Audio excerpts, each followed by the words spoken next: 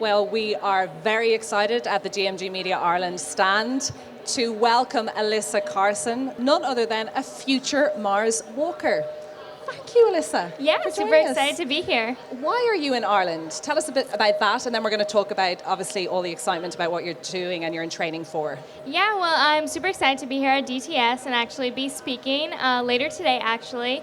So super excited. I mean, a lot of my stuff is related to space, so I'm going to be speaking on a bit about like the space technologies and what's actually being developed for something like a mission to Mars and what really are the future plans in that sense, and then also a bit more about like the importance of dreams and actually following them, and whether that be something as large as maybe wanting to go to Mars or even within your own businesses.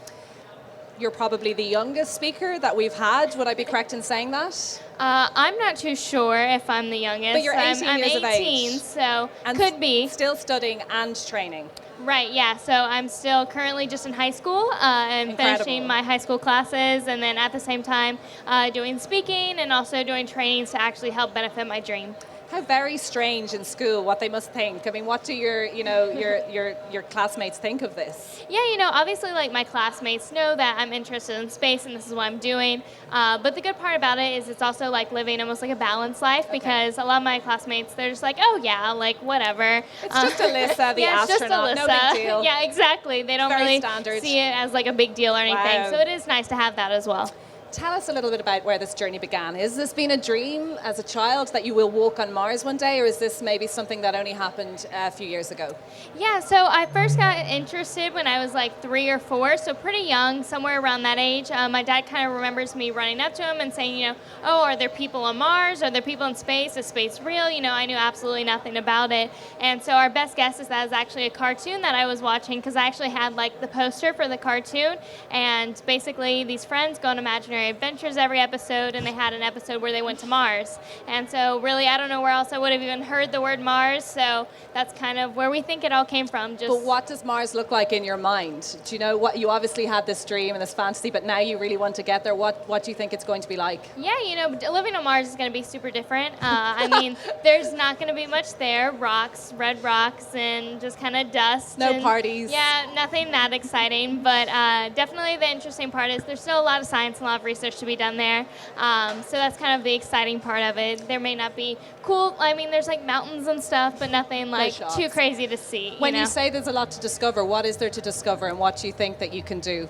Yeah, so what I would want to do as far as like my contribution to the mission itself would be to study more of like the biology and geology of the mission. So in that sense, taking the water samples that we've already found on water, testing for signs of bacterial life, learning more about the soil composition, the study about the atmosphere, the history of Mars. So hopefully seeing if Mars is, can we live on Mars? Trying to understand a bit more about what options we have with Mars as a whole. A little bit different to being a pilot and astronaut. Are there fears involved with this? You're obviously a very brave woman.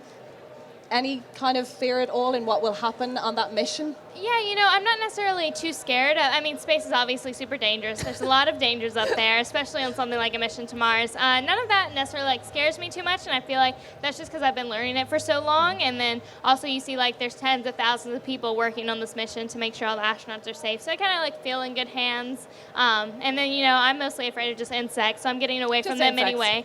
Not shooting up to Mars, just insects. Okay. Yeah. Your father, obviously a huge part, and is here as well, a big fan, and has been, I presume, a role model and also encouraging you all the way. Would you say that? Yeah, definitely. Even when I was super young and I was first telling him, oh, I want to be an astronaut, obviously he didn't realize that 18 I would still be working on it, but he was still super supportive and said that I could do it, and he's gone through space camps with me and gone through and traveled all over the world with me doing either trainings or speaking, so really awesome to have that support and that background. Definitely couldn't be where I am without that support from my family and all. So as we know, Chris Hadfield is here. Yes.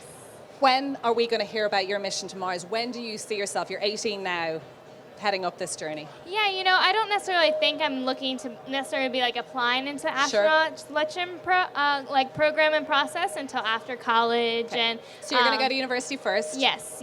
So next step is just going to university, possibly working up to a PhD, kind of seeing where I am in terms of astrobiology, and then a few years of work experience, which is usually needed so in your respective field, and then after that applying and seeing where that brings me. So So a very different work experience to working in Abercrombie, just NASA, Yes. just Yeah. a little bit different. Very different. Definitely has to be some kind of STEM-related Yes. thing. But Okay. the mission to Mars isn't projected until the early 2030s. Okay. So plenty of time. To prepare keep yourself. preparing. Yes. What do you do for downtime, Alyssa? It's obviously very focused on your school life at the moment, and then this training, which is obviously intense. But do you enjoy hanging out with your friends? That sounds very. Do you hang out with your friends at all? But what do you do to relax? Yeah, I definitely think that I've lived that balanced life. Growing up, I played competitive soccer. I did ballet. Okay, I did you're a very piano. competitive person. Not quite competitive, but I mean, it's just like that normal, watching Netflix, having those good. lazy days as well. So Good. I can definitely keep up with my Netflix shows along with my studies. So Brilliant. We wish you every success. And obviously, as a female representative in this industry, we are so proud and we're very happy to have you here at the Dublin Tech Summit. So welcome and thank you for joining us. Yeah, thank you so much. Thank you so much.